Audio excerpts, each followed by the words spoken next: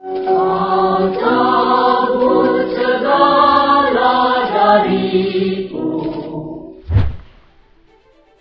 Pada saat perpolitikan PKI yang sangat gencar di negeri ini, diceritakan kisah sejarah seorang pentolan aktivis PKI yang kejam, brutal, dan biadab yang berasal dari Dukuh Pesayangan, Tegal.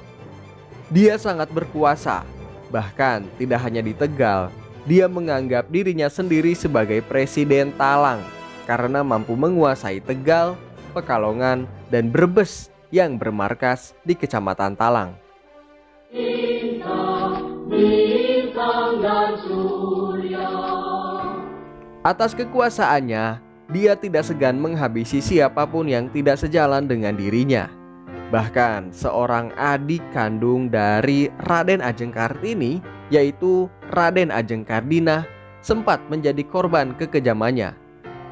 Raden Ajeng Kardinah menjadi bahan olok-olokannya dengan diarak di depan banyak orang. Bajunya dilepas, kemudian dipakaikan goni. Dalam catatan serupa, dia juga sempat mempermalukan lurah desa Cerih dan istrinya, yaitu Denmas Harjowiono, dengan dilucuti bajunya, dipakaikan goni, serta disuruhnya meminum air mentah dari wadah makanan ayam. Menurut buku Kisah Nyata Sejarah Banjir Darah Para Kiai, Santri, dan Penjaga NKRI oleh Aksi-Aksi PKI karya Anab Afifi dan Tawaf Juharon, orang itu bernama Syahyani atau alias Kutil. Semua kisah kekejaman dan kebengisan seorang Kutil berawal dari kebencian yang luar biasa atas takdir Tuhan yang telah menakdirkan wajahnya dipenuhi dengan bintil-bintil kecil berwarna hitam. Dia merasa bahwa Tuhan telah berkhianat atas penciptaan dirinya sebagai makhluk yang buruk rupa. Sejak kecil Syahyani merasa Tuhan tidak adil, kejam, dan sangat jahat terhadap dirinya. Syahyani kerap menjadi bahan olok-olokan dan hinaan orang-orang di sekitarnya. Teman-teman dan saudaranya mengejek dengan kejam, menjauhinya, mengasingkan dirinya, dan menjulukinya Kutil. Julukan Kutil itu akhirnya menyemat pada dirinya hingga seluruh manusia di Dukuh Pesayangan memanggil sebutan itu. Pernah suatu masa, Syahyani mencoba membasuh wajahnya dengan air jernih dari sumber air mata air Kaligung, hingga tak terhitung berapa ribu kali dia melakukannya. Namun usaha itu tidak pernah berhasil.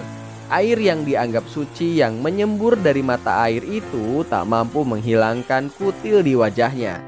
Dia benar-benar sangat terpuruk.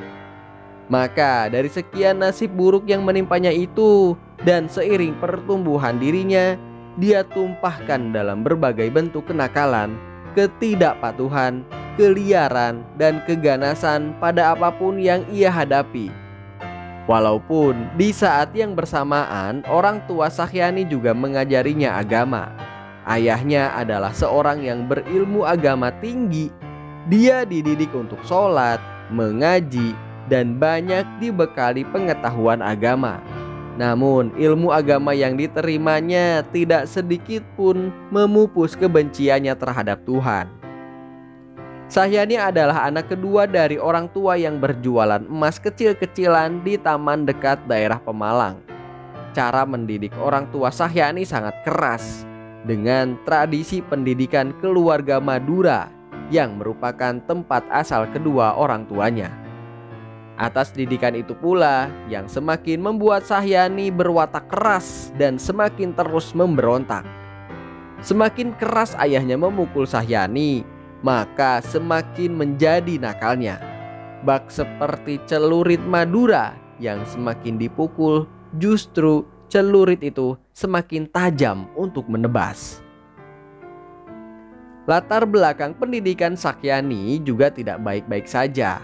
Orang tuanya menyekolahkan dia di sekolah rakyat di daerah Ekoproyo yang didirikan oleh Belanda. Namun dia sama sekali tidak menikmati proses itu. Sakhyani adalah siswa yang lebih suka menyendiri, kemudian berkelahi dengan teman yang mengolok-olok dirinya. Akibatnya, sekolahnya hanya bertahan hingga kelas 2. Dia hanya bisa membaca, bisa menulis pun tulisannya sangat jelek, hampir tidak terbaca. Justru sekolah terbaik bagi dirinya adalah di pelabuhan. Bagaimana dia belajar cara menjadi kuat, cara menjadi menang, belajar cara menjadi ditakuti, dan bagaimana cara agar bisa mempengaruhi orang lain. Saat anak-anak seusianya belajar tentang moral dan agama, Sakhyani lebih memilih tumbuh sebagai anak liar di dermaga pelabuhan kapal-kapal dagang yang singgah. Pelabuhan itu tak jauh dari rumahnya. Di dermaga, Sakhyani belajar dan menikmati asiknya kemaksiatan dan kejahatan. Sakhyani ikut duduk di samping nelayan yang berjudi, minum minuman keras, bermain wanita, serta berkenalan dengan para perompak dan bandit pelabuhan. Hingga ia beranjak dewasa, mental itu terbentuk dan tertanam sangat kuat dalam diri Sakhyani. Pergaulannya di dermaga memperkenalkan Sakhyani dengan berbagai macam latar belakang manusia dari banyak penjuru negeri. Di pelabuhan itu pula, dia bertemu dengan pendatang yang membawa sebuah pemikiran bernama komunis. Sebuah ideologi yang mampu menjawab semua keresahan atas ketidakadilan dunia. Dari orang yang membawa paham itu, dia mendapatkan pemahaman tentang sama rasa, sama rata.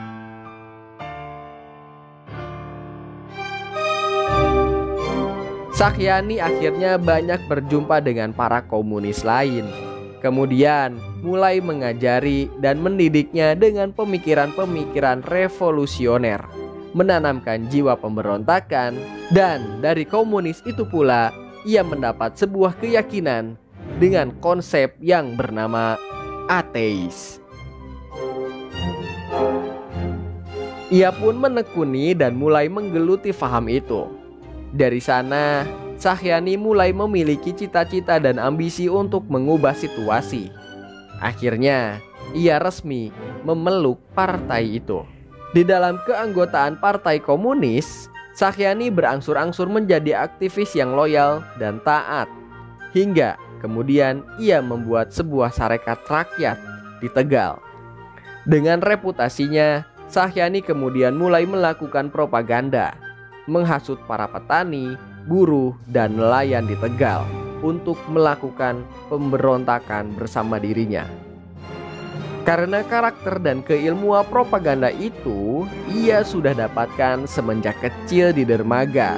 Dan atas dukungan dari orang-orang komunis, ia berhasil meyakinkan banyak orang untuk mau mengikuti dan melakukan pemberontakan bersamanya. Era pemberontakan yang dilakukan oleh Sakhyani adalah pada era kolonial Belanda tahun 1926.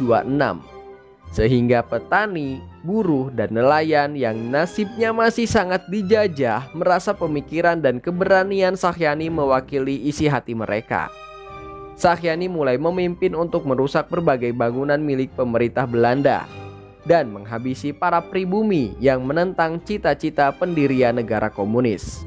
Lambat laun, nama Sakhyani semakin banyak bergaung, sekaligus menjadikannya sebagai sosok yang cukup berkuasa atas kaum petani, buruh, dan nelayan. Pemberontakan yang dilakukan Sakhyani berhasil menarik banyak pengikut. Pada momentum pemberontakan itu pula, manusia-manusia yang dahulu menghina, mengolok-olok keburukan wajahnya, mulai ia sambangi satu persatu. Kemudian dia buat mereka merasakan konsekuensinya, sebagaimana yang dilakukan oleh Lenin di Rusia kepada manusia yang menentang komunisme. Namun ternyata akibat dari pemberontakan yang ia lakukan, dia kemudian menjadi incaran Belanda yang cukup serius. Hingga akhirnya suatu saat pemberontakan yang ia lakukan gagal. Ia dan banyak pengikutnya ditangkap. Ia kemudian dikirim ke sebuah tempat yang sangat jauh di Papua, yaitu Camp de Gaulle. Belanda rupanya telah mempersiapkan sebuah kamp pengasingan untuk para pemberontak Partai Komunis Indonesia bernama Kamp Digul. Tempat itu menjadi kamp konsentrasi pertama yang dibangun pemerintah kolonial Belanda di Indonesia. Pembangunannya dikerjakan oleh Kapten L.B. King bersama 120 tentara dan 60 pekerja atas perintah Gubernur Jenderal de Graaf. Letaknya di hulu sungai Digul yang dahulu dihuni buaya-buaya buas, sekitar 500 meter dari muara sungai Digul yang berakhir di Laut Arafura. Namun rupanya penjara itu tidak bisa menahan dirinya. Dia dan 2 orang anak buahnya bernama Slamet dan Washari yang aktif di Sarekat Rakyat membuat sebuah rencana melarikan diri. Strategi dan cara mulai mereka pikirkan masak-masak. Hingga pada satu kesempatan, Sakyani dan kawan-kawannya berhasil membunuh seorang penjaga Belanda dan kemudian mencuri sebuah perahu. Lantas, dia dan kawan-kawannya itu nekat melaut. Dalam perjalanan panjang melarikan diri itu, Sakyani dan kawan-kawannya mengalami kelaparan yang luar biasa. Mereka berusaha dengan segala cara agar dapat bertahan hidup, walau harus membunuh dan mengorbankan kawan mereka sendiri, seperti yang dilakukan Lenin untuk mencapai tujuan komunisme.